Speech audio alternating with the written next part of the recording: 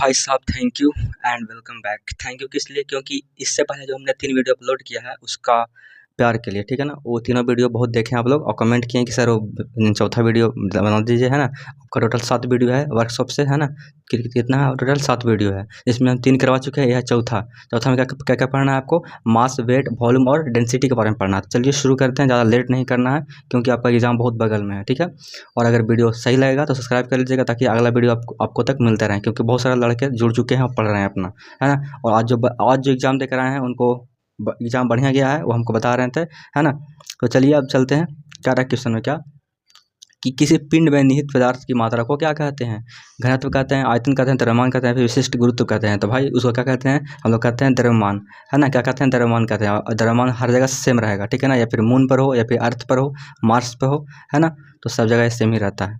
आगे क्या है कि वह कौन सा बल है जिसमें कोई पिंड पृथ्वी द्वारा अपने केंद्र की ओर आकर्षित होता है? द्रव्यमान, भार, आयतन या फिर घनत्व। तो भाई भार ही से होता है पृथ्वी की ओर अट्रैक्ट होता है, क्योंकि पृथ्वी क्या होता है, वो अपनी ओर खींचता है। जिसमें क्या होता है आपका एक तो एक मिनट, डब्ल्यू बराबर क्या होता है? डब्ल्यू बराबर होता है एम जी, जिसमें मास होता है और ग्रेविटी होता है ना। फॉर्मूला तो आपको पढ़े होंगे बढ़िया से जब हम करवाए थे न्यूमेरिकल तब।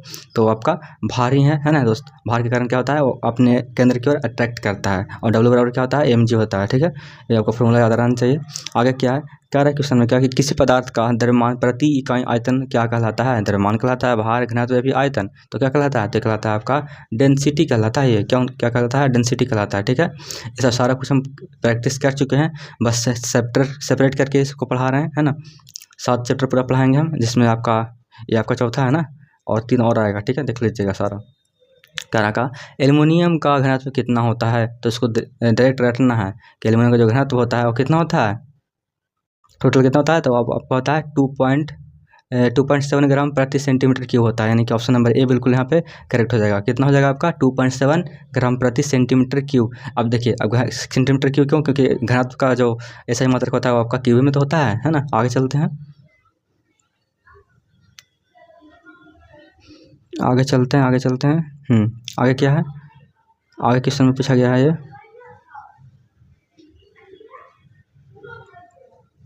क्वेश्चन में क्या है कि यदि किसी पिंड का घनत्व 7.6 ग्राम सेंटीमीटर क्यूब है और उसका आयतन कितना है? 25 सेंटीमीटर क्यूब है, तो उसका द्रव्यमान क्या होगा? चलिए इसको सॉल्व कर लेते हैं।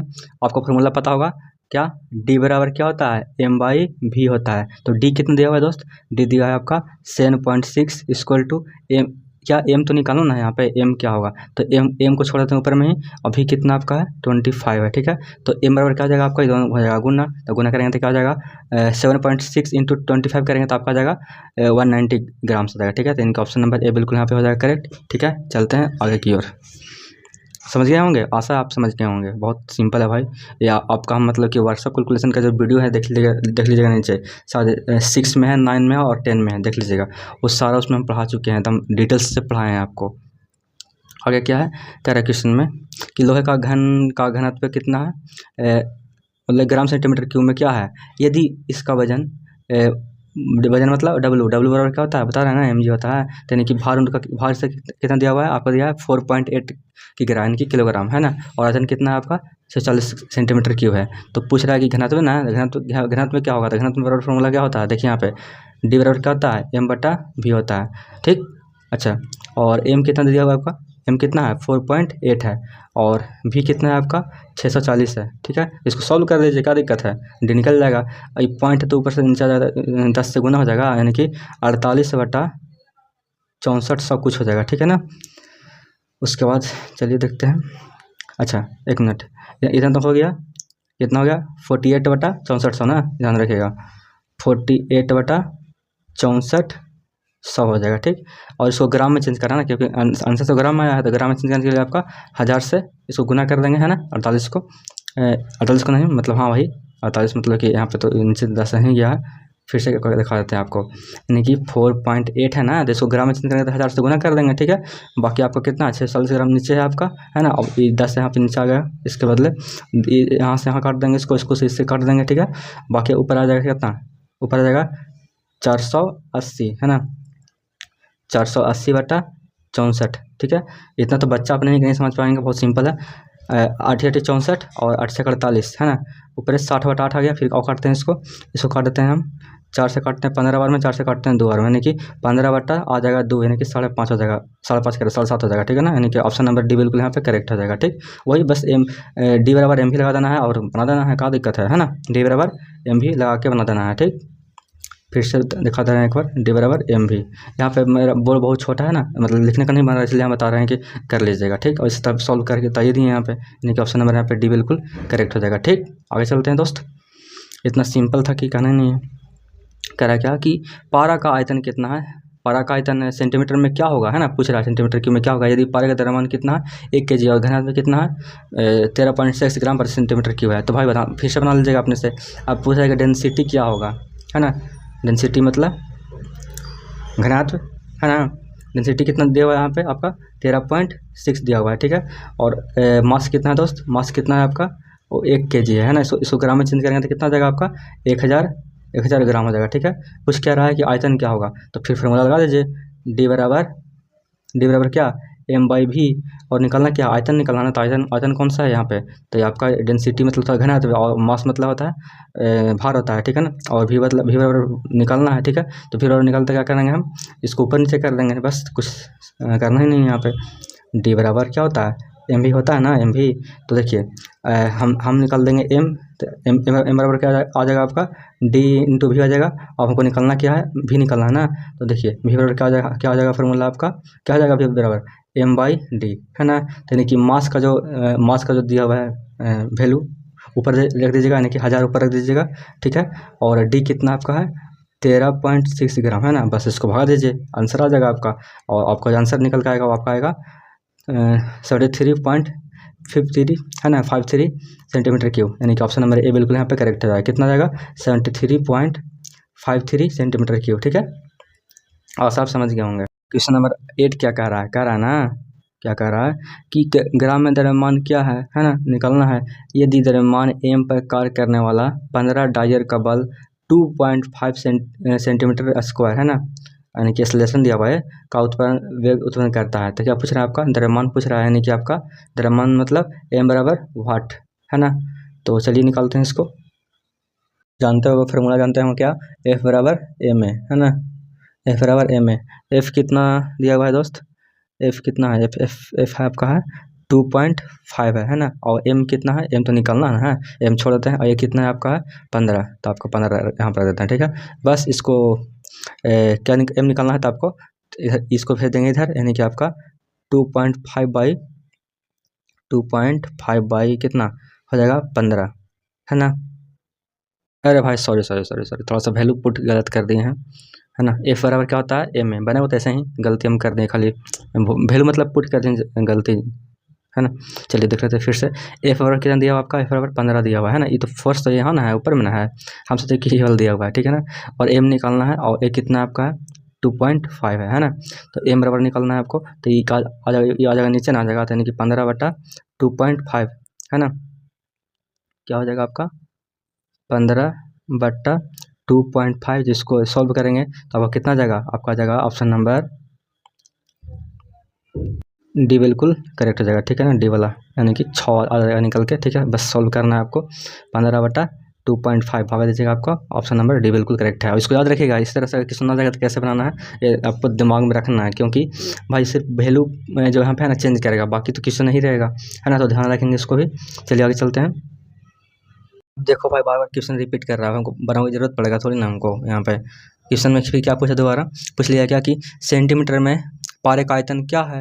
यदि पारे का द्रव्यमान 136 ग्राम है ना, और घनत्व कितना है आपका, घनत्व कितना है, यानी कि आपका डेंसिटी कितना दिया है आपका 13.6, है ना। तो आयतन पूछ रहा है, तो वही बस फॉर्मूला वही लगा दीजिए, 13 एम बराबर डी वाई भी। ठीक है, इस पर लगा के आप खुद बनाइए और हमको बताइए आंसर, किसका आंसर क्या होगा। ठीक है, यानी कि 9 वाला को हम छोड़ रहे हैं आप पर, क्योंकि 4-5 क्वेश्चन इस तरह बता दिए हैं जस्ट, और एक बनाना पड़ेगा आपको, एकदम पक्का है कि आप बना दीजिएगा। ठीक है, आगे चलते हैं। आगे क्या है, क्या रहा है क्या कि हम सॉल्व तो कर देंगे, पर भाई आपको प्रैक्टिस जरूरी है ना, आप भी प्रैक्टिस करिए, कम से कम कुछ तो प्रैक्टिस करिए, सिर्फ हमें बता देंगे तो कैसे होगा। यदि आयतन 320 सेंटीमीटर क्यूब है, और घनत्व कितना है आपका 8 9 ग्राम सेंटीमीटर क्यूब है ना। तो कह रहा है ब्लॉक का वजन, तो डब्ल्यू बराबर क्या होता है, डब्ल्यू बराबर mg होता है ना। तो होता है कि नहीं होता है, होता है डब्ल्यू बराबर mg। भार पूछ रहे हैं यहाँ पे, फॉर्मूला तो ये होता है पर ये वाला इससे नहीं बनेगा, ठीक है ना। यहाँ पे साथ में क्या करना है हमको, लास्ट में हमको जो निकालना है, वजन निकालना है, वो निकालना है केजी में। तो देखिए क्या करेंगे हम, आपको एक फार्मूला पता होगा, फार्मूला पता क्या, अभी जस्ट बनवा ही रहे थे। डी बराबर क्या होता है, m/v होता है कि नहीं होता है, होता है। डी कितना दिया हुआ है आपका, डी कितना है, डी आपको नहीं दिया हुआ है ना। दिया हुआ है कि डेंसिटी मतलब क्या होता है, घनत्व होता है, कितना है आपका 8.9 है। और क्या है यहाँ पे, मास निकालना पड़ेगा हमको, है ना। और वॉल्यूम कितना है, 320 है ना।